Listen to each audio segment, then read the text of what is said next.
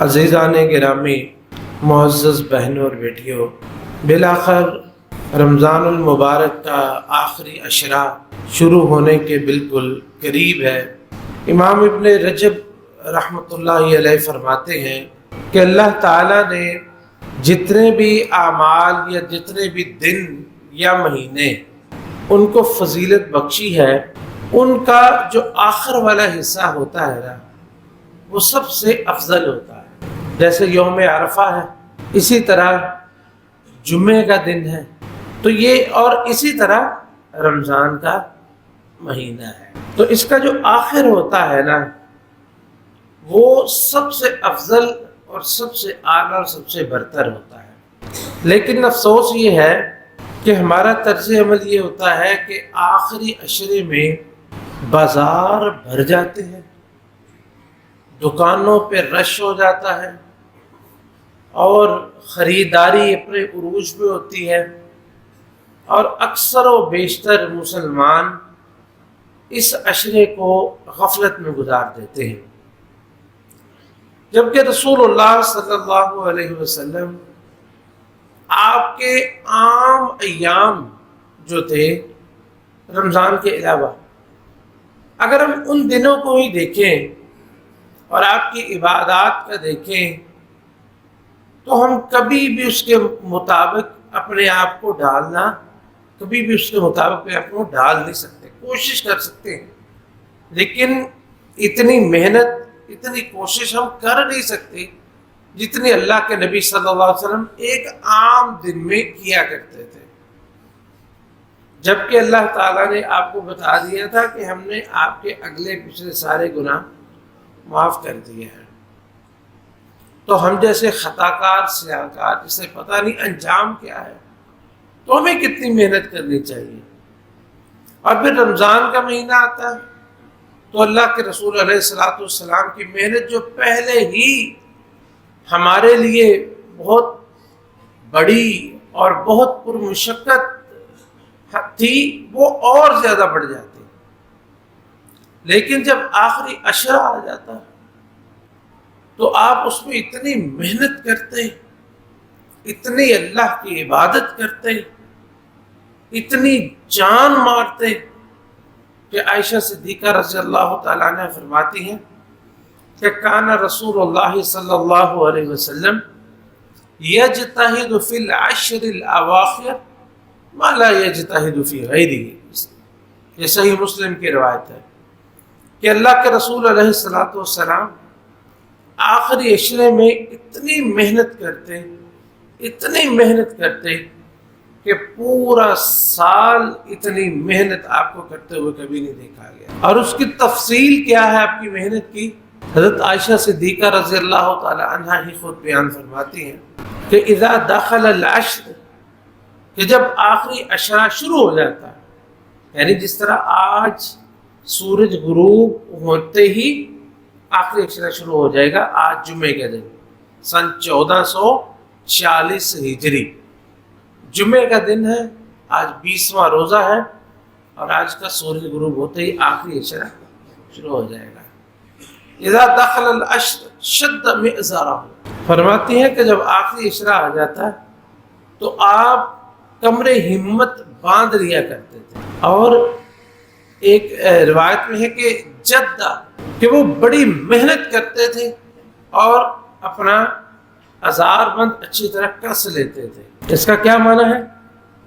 اس کا ایک معنی تو ظاہر ہے، وہ یہ ہے کہ آپ چونکہ اعتکاف کرتے تھے، اس لیے آپ ان ایام میں تو منع ہے ہی، ان راتوں میں بھی اپنی بیویوں سے قربت نہیں فرماتے۔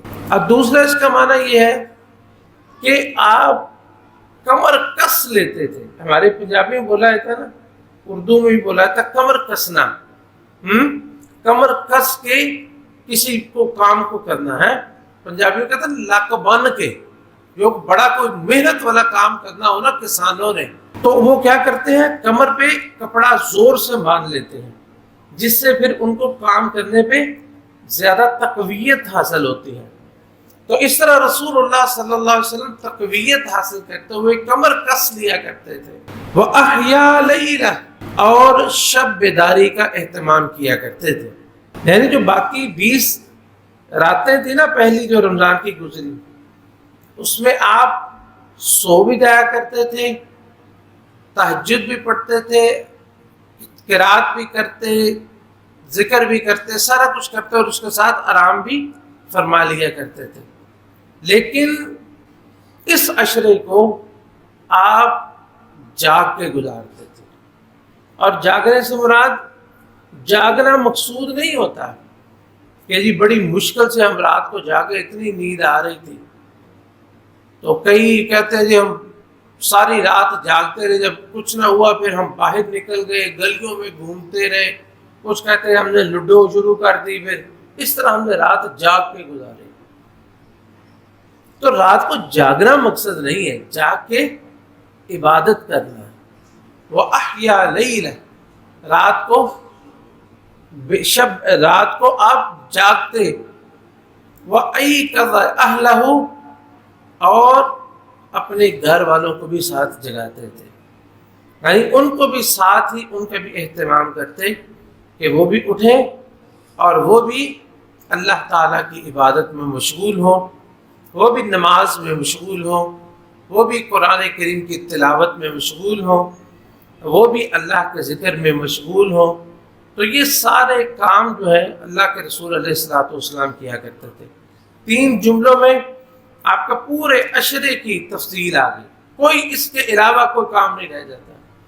کہ شد مئزرہ وأحیا لیلہ وأیقظ اہلہ، گھر والوں کو، بچوں کو جگاتے، کیونکہ یہ ہماری ذمہ داری ہے. صرف یہ اپنی عبادت کرنا ہی نہیں، بلکہ اپنے گھر والوں کی، جیسے کہ نبی کریم صلی اللہ علیہ وسلم نے فرمایا، اللہ رب العزت اس مرد پر رحم فرمائے جو رات کو اٹھے، نماز پڑھے، پھر اپنی بیوی کو جگائے. وہ نہیں اٹھتی، اس کے منہ پہ پانی کے چھینٹے مارے، اور پھر اس کو اٹھائے اور اس کو بھی نماز پڑھائے. اور اللہ رب العزت اس عورت پر رحم فرمائے کہ جو خود اٹھے، نماز پڑھے، اور پھر اپنے خاوند کو اٹھائے. نہ اٹھے تو اس کے منہ پہ چھینٹے مارے، پانی ڈال کے اس کو اٹھائے اور اس کو بھی نماز پڑھائے. لیکن یہاں پہ ہمیں یہ سوچنا چاہیے، ہمارے اندر یہ حوصلہ ہے کہ کوئی خاوند اپنی بیوی کو پانی ڈال کے اٹھائے اور وہ لڑنے کی بجائے اس کا شکریہ ادا کرے، وہ اس کی فرما برداری کرے. اور کوئی عورت خاص طور پر یہ جرأت کرے کہ وہ اپنے سر کے تاج کے منہ پہ چھینٹے مار دے اور وہ آگے سے گالیاں نہ دے اور تھپڑ نہ مارے اور جو کچھ ہوتا ہے برا بنانا چاہے، تو دیہا جن ماجن ہے نہیں. کسی میں حوصلہ ہے، یہ ہونا چاہیے، برداشت کا حوصلہ ہونا چاہیے، کیونکہ یہ ہماری خیر خواہی ہے. ایسی خیر خواہی کہ اس سے بڑی اور کوئی خیر خواہی نہیں ہو سکتی، سب سے بڑی خیر خواہی ہے.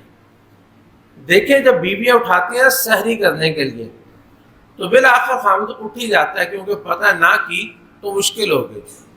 اور اگر وہ اٹھائے نماز کے لیے تو نہ اٹھیں، یہ تو ہماری پھر نہ ہماری یہ کوتاہی ہے. تو اس لیے یہ اٹھنا اور اٹھانا، اور اسی طرح اپنے بچوں کے بارے میں یہ فکر کرنا، جیسے کہ اللہ کے رسول علیہ الصلوۃ والسلام نے فرمایا کہ کلکم راع وکلکم مسئول عن رعیتہ، ہر ایک تم میں سے نگہبان ہے اور ہر ایک سے اس کی نگہبانی کے بارے میں پوچھا جائے گا، اس کی رعیت کے بارے میں پوچھا جائے گا.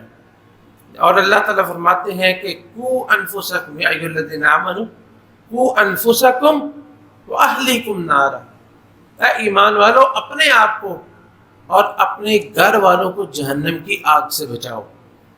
یہ بچے کا آرام اور بچے کی سکون یہ دنیا کے اندر یہ چلتا رہتا ہے، لیکن یہ ایام پھر دوبارہ آنے والے نہیں ہیں. اللہ جانے کس کو یہ دوبارہ نصیب ہو. خوش قسمت ہے جنہیں ایمان کی حالت میں یہ ایام نصیب ہوتے ہیں. ان ایام میں جو رسول اللہ صلی اللہ علیہ وسلم وہ اعمال کیا کرتے تھے اور جو ہمیں کرنے چاہیے وہ مثلا خاص بڑے بڑے 4 کام ہیں۔ ایک ہے لزوم المساجد، مسجدوں کو بس مسجدوں کو پکڑ لینا، یا یہ کہ مسجدوں کے مجاور بن جانا، مسجدوں کے مجاور بن جانا۔ کتنے لوگ ہیں اللہ تعالیٰ نے ان کو یہ توفیق ہی نہیں دی، وہ قبروں کے مجاور بن کے بیٹھے ہوتے ہیں، وہ شرک کے اڈوں کے مجاور بن کے بیٹھے ہوتے ہیں۔ اور آپ کو اللہ توفیق دے، آپ اللہ کے گھر کے مجاور بن جائیں، مسجدوں میں زیادہ سے زیادہ وقت گزاریں۔ اور سب سے زیادہ وقت گزارنے والا معتکف ہے، اعتکاف کرنا، اعتکاف کی اللہ جس کو توفیق نصیب فرما دے۔ اور دوسری چیز قرآن کریم کی تلاوت، قرآن کریم کی کثرت سے تلاوت کرنا، جیسا کہ بہت سارے صحابہ اور تابعین سے کہ وہ عام دنوں میں قرآن جو ہے کوئی 7 دن میں ختم کرتا ہے، کوئی 3 دن میں ختم کرتا ہے، لیکن جب آخری عشرہ آ جاتا تو وہ سمجھتے تھے کہ یہ جو نبی کریم صلی اللہ علیہ وسلم نے منع کیا ہے نا، یہ عام دنوں میں منع کیا، ان دنوں میں تو خاص طور پر بہت سارے ایسے صحابہ اور تابعین ان کے بارے میں آتا ہے کہ وہ ایک ایک دن میں قرآن مکمل پڑھ لیا کرتے تھے، ایک ایک دن میں۔ ہم ایک دن میں نہیں، کسی کو اللہ توفیق نصیب فرما دے کہ وہ 3 دن میں ختم کر لیں، یا جتنی اللہ توفیق عطا فرمائے بغیر حساب کو پڑھتے جائیں۔ اور تیسری چیز ہے کثرت الصلاۃ، زیادہ سے زیادہ نوافل ادا کرتا ہے، زیادہ سے زیادہ، اس کی تفصیل ہم انشاءاللہ بھی ذکر کرتے ہیں۔ اور چوتھی چیز ہے دعا، اس مہینے میں، ان ایام میں خاص طور پہ دعا کرنا، اور خاص طور پہ وہ دعا اللہم انک عفو تحب العفو فاعف عنی، اس کی تفسیر ہم انشاءاللہ العزیز اپنے جو تراویح کے کسی درس میں نا ذکر کریں گے کہ اس کی کیا مناسبت ہے، اس دعا کی کیا مناسبت ہے، انشاءاللہ کسی درس میں ہم انشاءاللہ بیان کریں گے۔